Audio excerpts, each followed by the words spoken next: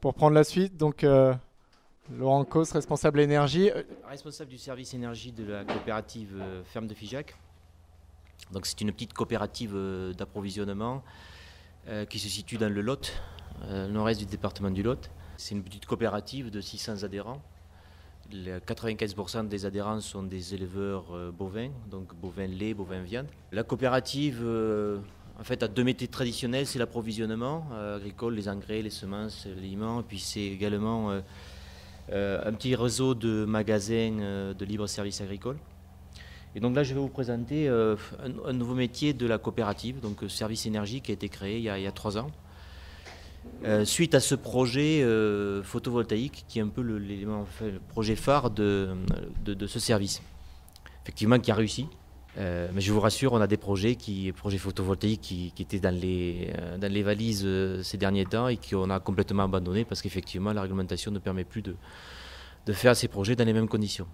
Avant de vous présenter le modèle, je dirais 2 mots quand même sur l'origine de ce projet parce que c'est important de le réaliser. C'est une démarche qui résulte d'un long processus, d'une conviction de la part des dirigeants et des administrateurs de la coopérative. La conviction de dire bon, la coopérative, elle a aussi un rôle important à jouer dans le développement local. Et donc il y a deux faits marquants qui nous ont amenés à créer ce service énergie. Il y a d'abord une visite à Fribourg, en Allemagne, qui a été pour nous un choc, de réaliser qu'on est tombé sur des métiers nouveaux, le monde rural, donc l'éolien, le photovoltaïque, la méthanisation, le bois énergie, et tout ça, c'est des choses qu'on ne connaissait pas. Donc ça nous a vraiment intéressés et on est revenu très interrogatifs de cette rencontre. Puis après, il y a eu toute une démarche de réflexion prospective qu'on avait lancée en 2007 sur l'avenir de l'agriculture dans le Ségala. Le Ségala, c'est notre petite région, dans les années 2020. Bon, ça rentrait dans les détails. En fait, il y avait 2 types de scénarios. Un scénario où en fait où on fait rien, on se laisse vivre et globalement en 2020 on disparaît, il n'y a plus d'agriculture, il n'y a plus de coopérative. Mais c'est tout à fait ça. Là on est en train de voir... il y a une crise agricole très importante avec la crise du lait, avec les fins des quotas, c'est quand même assez dramatique. Donc on s'attend à ce qui est beaucoup moins d'agriculture. Et heureusement, il y a un scénario qu'on a baptisé changement de cap. Donc un scénario de rupture basé sur une autre logique développement durable, logique produire local, produire mieux, dans lequel le territoire a un rôle fondamental à jouer. Et un scénario dans lequel également l'innovation a un rôle capital. C'est le carburant et l'énergie pour développer de nouveaux métiers centrés sur les bioprestations. Bon. Et donc tout ça nous a conduit au niveau de la coopérative à rester en veille active, à mobiliser des moyens pour se préparer à ces nouveaux métiers. Que lorsque le photovoltaïque, les nouveaux tarifs sont arrivés, c'est vrai qu'on était prêts. On a démarré par faire une première centrale photovoltaïque sur un de nos magasins, une centrale sur une jardinerie de 62 kg qui a été mise en service le 1er avril 2008. Et suite à ça, donc, on a voulu en faire profiter le maximum d'adhérents. La première idée qui nous est venue en tête, c'est de dire on va faire un groupement d'achat, on va réunir toute la demande, le maximum d'agriculteurs pour essayer de faire un appel d'offres pour obtenir des prix intéressants au niveau des fournisseurs. Ça n'a pas trop bien marché, on s'est rendu compte qu'il y avait très peu de retours, une dizaine d'agriculteurs seulement. Et donc c'est là où on a réalisé un certain nombre de freins qui étaient des freins de financement, parce que c'était à l'époque on parlait de coûts de photovoltaïque à l'ordre de 6 € le watt crête. Donc c'était pour 100 kg, c'était quand même très très important en termes d'investissement. Et puis malgré tout, les agriculteurs, et comme tous, on n'était pas au courant de cette nouvelle technologie. Et face à des investissements comme ça, c'était dangereux. Et il y avait très peu de monde qui était capable de prendre ce risque.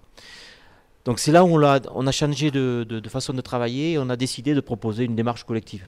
Et là, notre surprise, il y a eu un retour excessivement important de la part des agriculteurs. Et on est passé d'une dizaine d'agriculteurs intéressés à peu près à 200 agriculteurs qui ont répondu favorablement à cette démarche collective. Aussi parce que c'est la coopérative qui leur proposait ça, il y a une certaine crédibilité de la coopérative. Et donc ils se sont dit, ok, on leur fait confiance, on y va. Bon. Alors, en termes de montage, c'est relativement simple à comprendre. Donc les agriculteurs propriétaires des bâtiments agricoles, bâtiments agricoles qui sont adaptés à la production d'énergie photovoltaïque, deviennent associés, membres d'une société, associés d'une société créée spécialement pour ça, donc une SAS, que l'on a baptisée Ségala Agriculture Énergie Solaire. Et donc ce sont seuls les agriculteurs propriétaires de ces bâtiments qui sont propriétaires de cette structure. Il n'y a pas d'autres actionnaires. C'est uniquement. Et dans les statuts, il est bien précisé que ne peuvent être actionnaires de cette société que les propriétaires des bâtiments, qui en fait, eux, louent les toitures à la SAS. Et la SAS devient propriétaire des centrales qu'elle installe. Donc elle achète les panneaux photovoltaïques et elle installe les panneaux photovoltaïques sur les bâtiments agricoles. Donc c'est la société qui est propriétaire des contrats de raccordement ERDF, qui est propriétaire des contrats d'obligation d'achat. Donc elle vend l'électricité à EDF et elle retourne aux agriculteurs actionnaires de la société. Une fois déduites toutes les charges de fonctionnement et de maintenance, elle retourne le fruit de cette vente de l'électricité sous forme de loyer et sous forme de dividendes. Alors en termes de volume, c'est quand même une grosse opération. À un moment donné, on est arrivé jusqu'à 400 associés intéressés, mais ça dépassait les 100 millions d'euros, donc on a eu peur. Donc on a mis des critères techniques un peu plus rigoureux, de façon à réduire quand même le nombre de bâtiments. Et donc ça s'est soldé et ça s'est terminé à un projet de 6,8 MW, donc 190 bâtiments équipés environ, pour 105 associés, 109 centrales photovoltaïques, 109 points d'injection, avec un financement global de 33,7 millions d'euros. Et donc pour lever ces fonds, on a demandé aux agriculteurs de mettre 20% de l'investissement sous forme de capital social, ce qui représentait 6,5 millions. Et les 80% restants, on est allé voir les banques qui ont constitué un pool bancaire et qui, au bout d'un certain nombre de négociations, ont financé le reste. Alors ce qui est intéressant à noter, c'est que pour mettre les 20% dans le capital société, les agriculteurs ont emprunté. Donc globalement, les banques ont financé 100% de l'opération. Bon, ça représente une production de 7,5 MWh par an. Donc voilà, en termes de résultats et de retombées économiques, je vous ai rapidement une courbe pour dire que comme tout projet dans les énergies renouvelables, c'est des projets avec une rentabilité à moyen et long terme. Donc il y a plusieurs phases. Une première phase où il y a 2 ans, là où il y a bien sûr c'est la phase d'installation, où il n'y a aucun retour. Il y a une autre phase où on se retrouve avec l'ensemble des prêts, ça a 12 ans, cumulés, à la fois le prêt de financement global du pool bancaire et les prêts accordés aux agriculteurs. Donc une phase de 12 ans où il y a une petite rémunération. Parce que là, la courbe, c'est les résultats nets, c'est-à-dire une fois tout déduit, tous les frais, les emprunts des agriculteurs, les emprunts de la société, les frais, etc. Donc le résultat net, hors impôt. Et donc après la 12e année, donc ça remonte très vite. Ce qu'il faut retenir, c'est qu'en moyenne, ça fait un résultat net de 20 euros par mètre carré, sur la base des 60 centimes, donc c'était facile à l'époque, avec ce tarif-là. Même si on achetait le photovoltaïque autour de 4,5, 4,5 euros le watt crête, ça reste on se retrouve avec un business plan très intéressant. Je dis ça parce que sur le territoire, ça représente quand même 1,2 million d'euros de résultats nets en moyenne par an sur 20 ans. C'est une forme de subvention qui arrive au monde agricole et qui est très important pour soutenir l'activité agricole. Également, ça a eu des répercussions sur la coopérative. La coopérative effectue la maintenance de tout ce parc. Donc quelque part, elle rémunère, il y a 3 emplois qui ont été créés autour de ça, pour faire la gestion et toute la maintenance du parc. Et c'est tout un savoir-faire qu'on a accumulé, qui aujourd'hui se démultiplie sur d'autres activités. On pourrait signaler en termes de retombées qu'il y a eu également des retombées environnementales importantes. C'est 60 000 m² de bâtiments qui ont été enlevés, 6 hectares de toiture, donc 6 hectares essentiellement en amiante qui ont été recyclés, donc c'est pas rien. Et puis également, il y a eu toute la phase d'investissement où il y a eu beaucoup d'entreprises locales mobilisées pour construire ce parc collectif. L'objectif initial qui était de mobiliser un maximum d'agriculteurs, d'en faire profiter un maximum de cette opportunité, ce photovoltaïque, a été atteint parce que ça concerne 110 salariés, 110 associés. On aurait pu aller beaucoup plus loin, mais je vous avoue que c'était quand même beaucoup de travail pour la coopérative et pour Une technique qui restait quand même nouvelle. Et on s'est dit, bon, on finit une première phase, puis on va en faire une deuxième, on va reproduire si ça marche bien. Dans le carton, donc beaucoup d'autres dossiers qu'on a mis à la poubelle parce que justement les modèles économiques ne sont plus valables aujourd'hui. EDF a multiplié par 5, ça moi je l'ai comptabilisé entre nos raccordements qu'on a fait sur la première phase et les raccordements qu'on a demandé, les devis qu'on a demandé à EDF sur les projets qu'on avait déposés l'année dernière, il y a eu une multiplication par 5, un coefficient de 5, donc c'est énorme et ça pénalise grandement les projets photovoltaïques.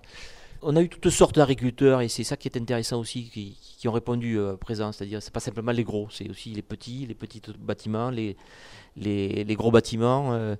Et donc ça crée au niveau de la coopérative un esprit de solidarité qui est assez positif. On a mutualisé toutes les charges, on mutualise aujourd'hui toute la production. Donc que le coût de raccordement soit important ou qu'il soit faible, bon, les agriculteurs touchent la même chose à la puissance installée sur le bâtiment. Donc ça crée encore une fois un esprit de solidarité.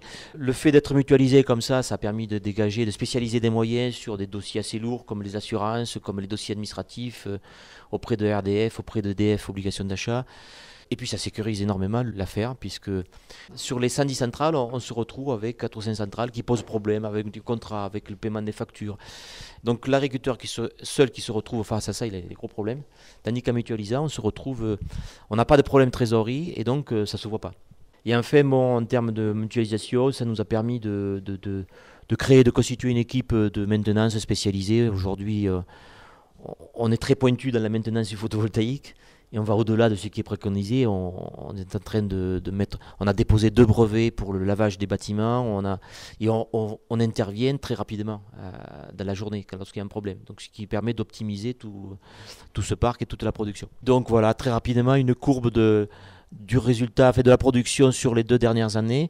En jaune, vous avez la production prévisionnelle et en bleu, vous avez la production réelle des centrales. Donc avec les 2 bosses, donc l'été 2011 et 2012.